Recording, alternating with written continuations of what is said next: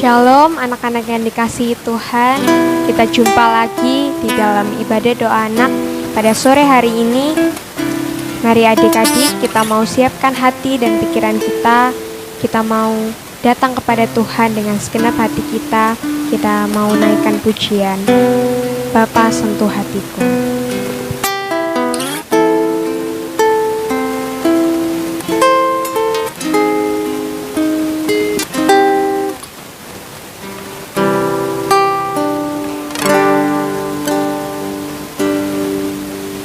Betapa ku mencintai segala yang telah terjadi. Tak pernah sendiri jalani hidup ini, selalu menyertai.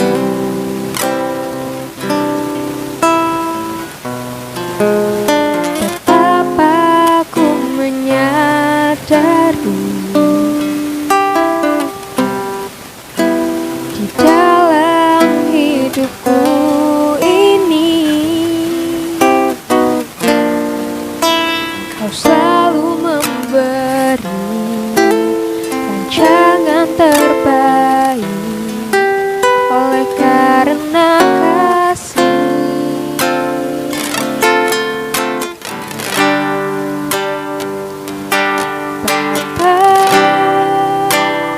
Sentuh hatiku, ubah hidupku menjadi yang baru, bagai emas yang murni. Kau membantu bejana hatiku.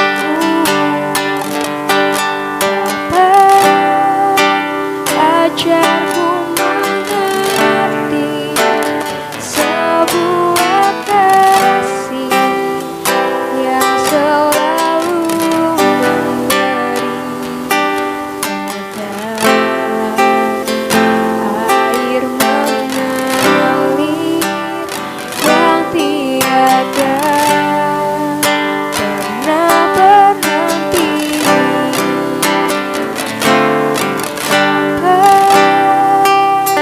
Sentuh hatiku, ubah hidupku menjadi yang baru, bagai emas yang murni. Kau membentuk bejana hatiku, Bapa. Ajarku mengerti sebuah kasih yang selalu memberi, bagai air mengalir yang tiada pernah berhenti, bagai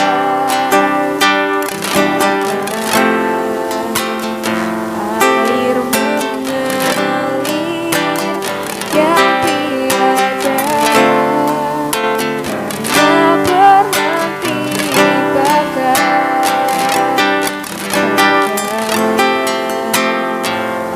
air mengalir yang tiada pernah berhenti.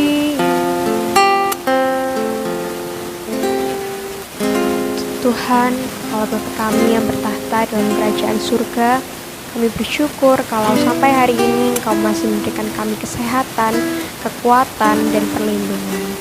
Tuhan, jika sebentar kami akan memuji dan memuliakan nama-Mu, kiranya Engkau memberkati setiap pujian dan penyembahan kami agar berkenan di hadapan-Mu.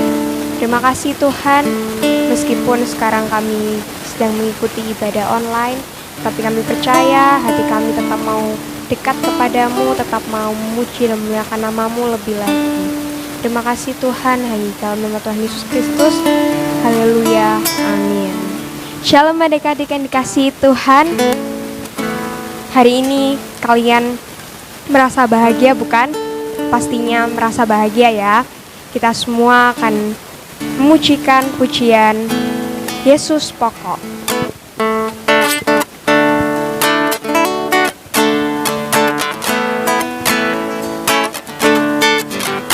Yesus pokok dan kita jarangnya tinggal di dalamnya. Yesus pokok dan kita jarangnya tinggal di dalamnya. Yesus pokok dan kita jarangnya tinggal di dalamnya. Pastilah kau akan Yesus cintaku, Yesus cintaku, ku cinta kau, kau cinta dia. Yesus cintaku, ku cinta kau, kau cinta dia. Yesus pokok dan kita jarangnya tinggal di dalam.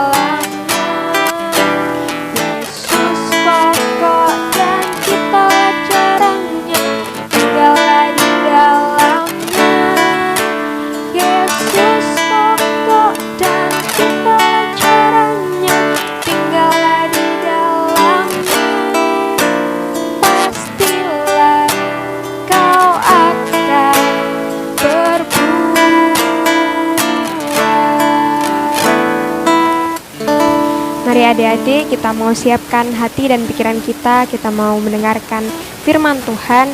Tapi sebelum itu mari kita mau menaikkan pujian Dengar Dia Panggil Nama Saya. Dengar Dia panggil nama saya, dengar Dia panggil namamu, dengar Dia panggil nama saya, juga Dia panggil namamu. Ku jawab ya, ya, ya. Ku jawab ya, ya, ya. Ku jawab ya Tuhan, ku jawab ya Tuhan, ku jawab ya, ya, ya. Sekali lagi.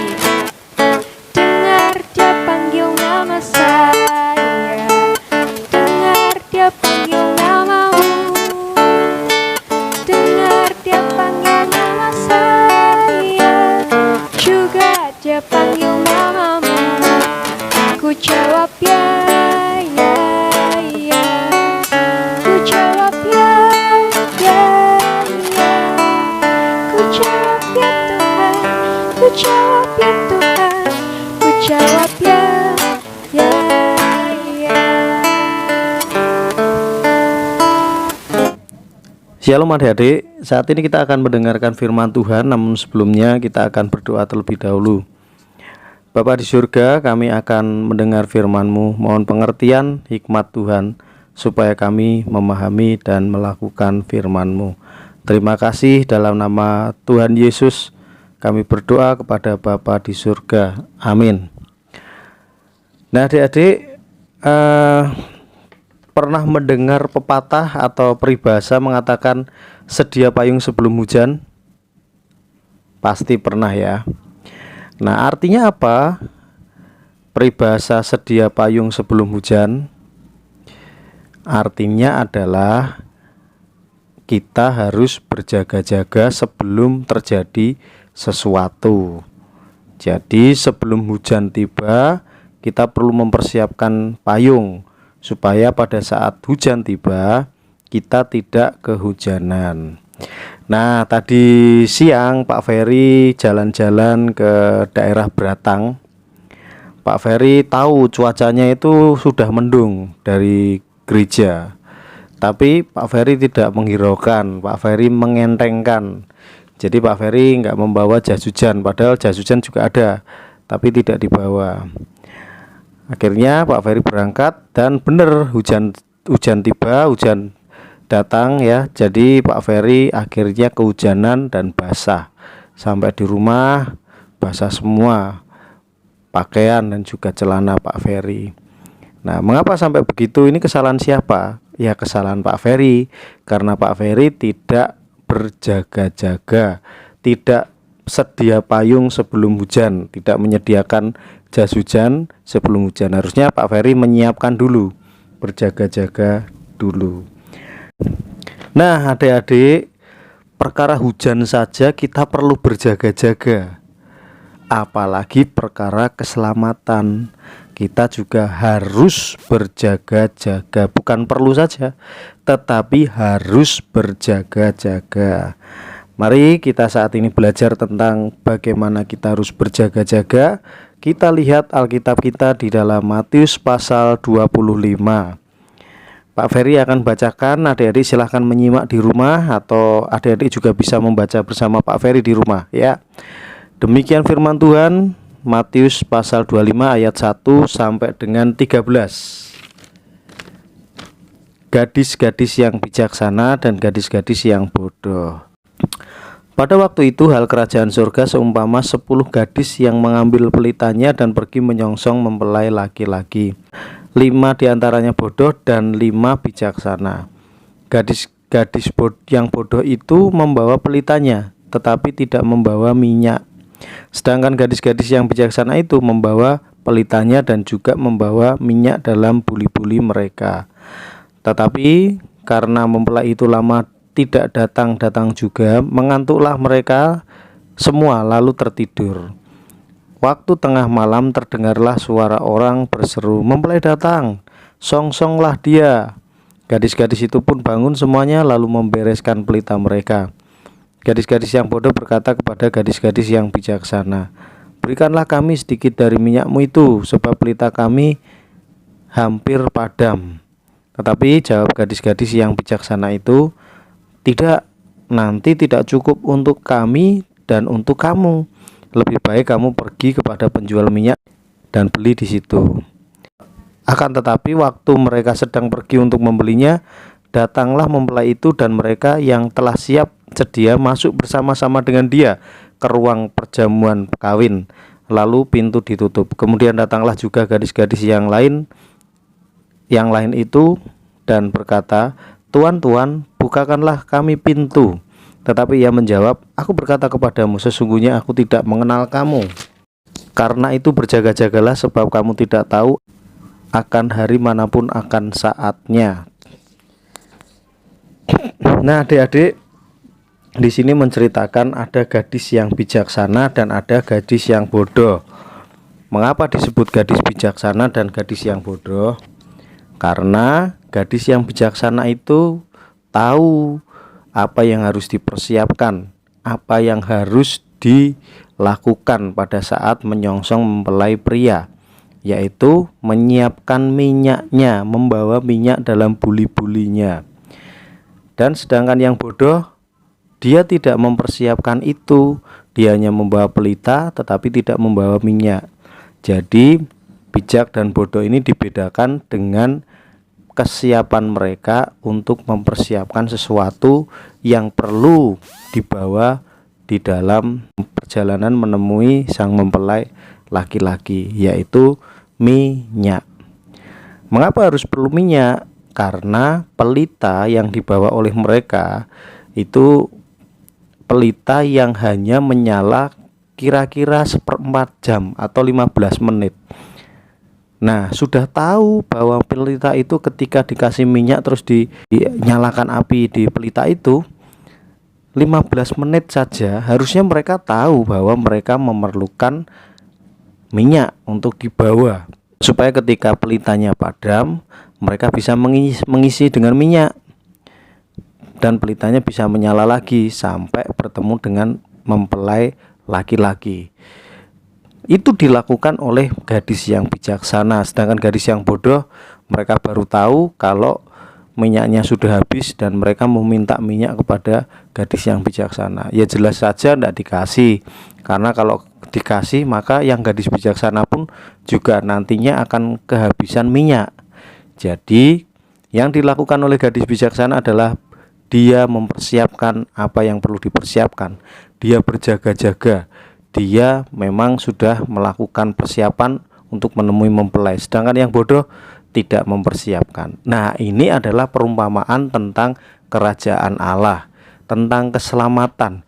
Bagaimana keselamatan itu harus kita lakukan, persiapan-persiapan untuk menerima keselamatan itu pada akhirnya nanti ketemu dengan Tuhan Yesus. Karena Tuhan Yesus adalah sang mempelai laki-laki dari gereja.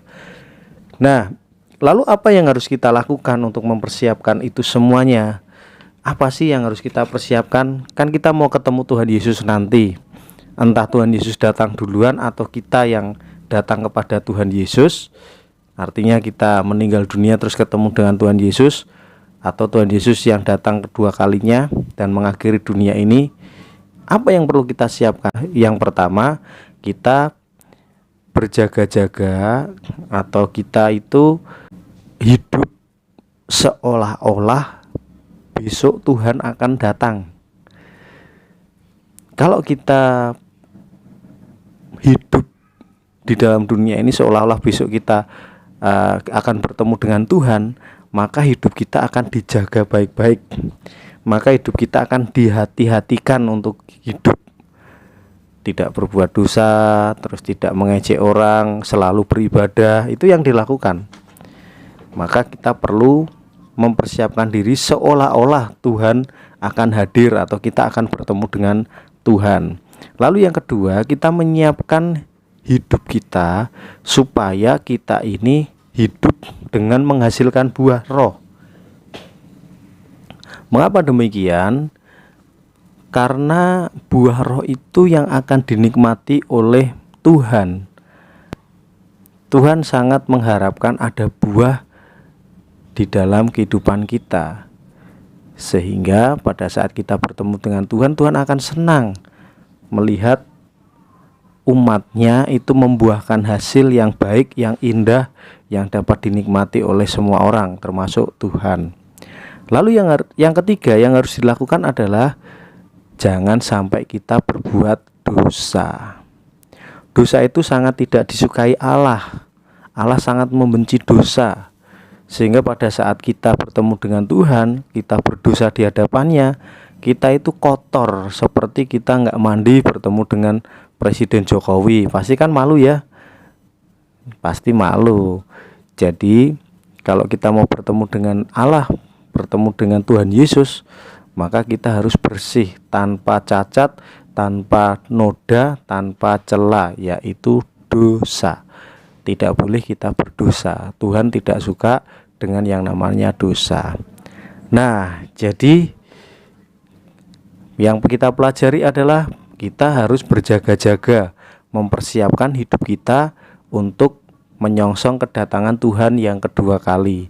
Entah Tuhan yang datang atau kita yang menghadap kepada Tuhan. Yang harus dilakukan, kita hidup seolah-olah besok kita akan bertemu dengan Tuhan. Yang kedua, kita menyiapkan diri kita dengan hidup menghasilkan buah roh. Lalu yang ketiga, kita menghindari dosa supaya Tuhan senang terhadap kita. Karena Tuhan membenci dosa, Tuhan menyenangi hal-hal yang baik dari hidup kita. Amin. Mari kita berdoa.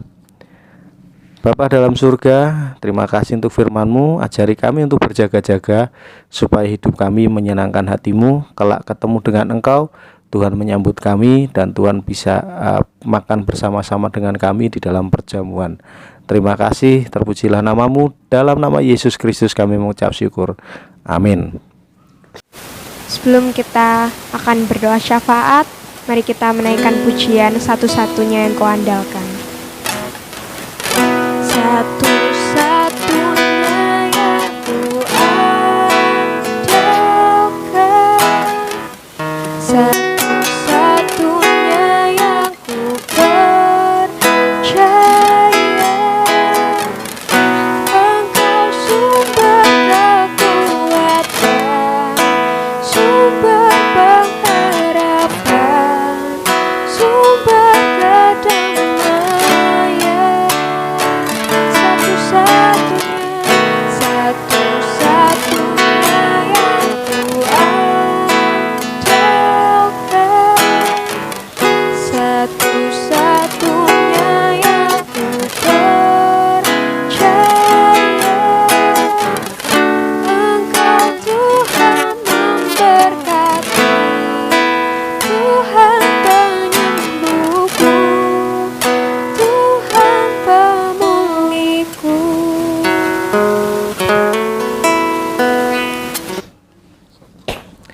Nah, adik-adik, saat ini kita akan berdoa. Mari kita doakan untuk Pak Ayun dan Bu Ina. Kita juga doakan untuk kakak Yosua Masaro yang saat ini berkuliah di STBI. Beliau adalah hamba Tuhan. Kita doakan supaya pelayanannya diberkati Tuhan. Kita juga berdoa untuk Kak Nisa yang saat ini sedang berkuliah di STI, yang senantiasa setia melayani kita. Kiranya Kak Nisa juga diberkati Tuhan, baik pelayanan dan juga perkuliahannya. Mari adik-adik, kita juga mendoakan orang tua kita, pekerjaan, usaha mereka, dan kiranya mereka dapat diberkati Tuhan untuk mencukupkan segala kebutuhan kita. Kita juga berdoa saat ini untuk gereja, untuk Natalan yang akan kita laksanakan di bulan Desember, dan persiapan-persiapan yang perlu dikerjakan. Baik, kita akan berdoa. Bapa di surga, terima kasih untuk berkat-Mu. Kami selalu mengucap syukur kepada Tuhan karena Tuhan baik kepada kami. Saat ini ya Tuhan, kami bersyukur karena Bu Ina, Pak Ayun masih memberkati kami, menyalurkan berkat dari Tuhan yang kemudian dapat kami nikmati di dalam sekolah kami. Oleh sebab itu kami berdoa buat mereka supaya diberikan kesehatan, kekuatan, keluarganya diberikan kebahagiaan, serta usaha-usahanya diberikan kelancaran. Tuhan memberkati orang-orang sekitarnya, para karyawan, dan juga keluarga besarnya. Tuhan berikanlah mereka kesehatan juga, supaya dapat saling mendukung di dalam melayani dan juga di dalam bekerja di perusahaan tersebut. Terima kasih Tuhan. Kami juga berdoa untuk kakak Yosua Masaro yang saat ini berkuliah di STBI. Berkati pelayanannya, perkuliahannya juga, dan segala apa yang dikerjakannya. Kiranya Tuhan akan menolong supaya semuanya dapat berhasil. Juga Kak Nisa, kakak kami yang selalu setia melayani kami, Tuhan berkati, berikan kesehatan, kekuatan, dan rezeki supaya terus dapat melayani Tuhan di Simolangit dan dapat menolong anak-anak untuk bersemangat di dalam melayani Tuhan.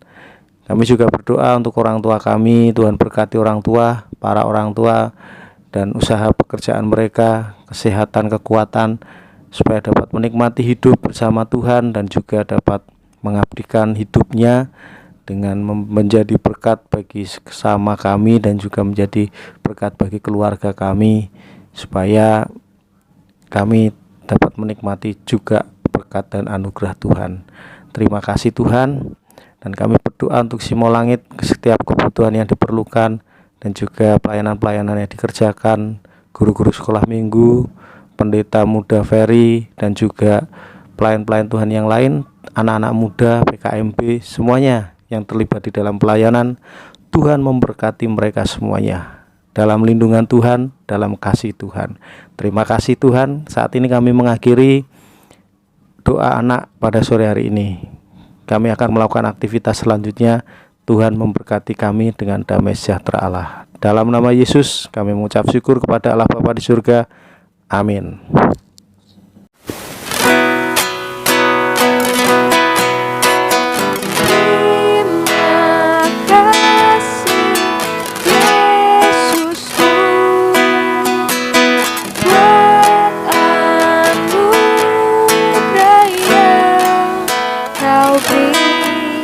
Sebab hari ini Tuhan adakan syukur bagimu.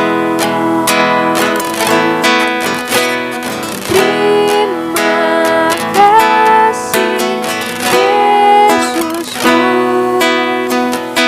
buat anugerah yang Kau beri. Sebab hari ini Tuhan adakan syukur bagimu. Syukur bagimu. Syukur bagimu. Sekali lagi syukur bagimu.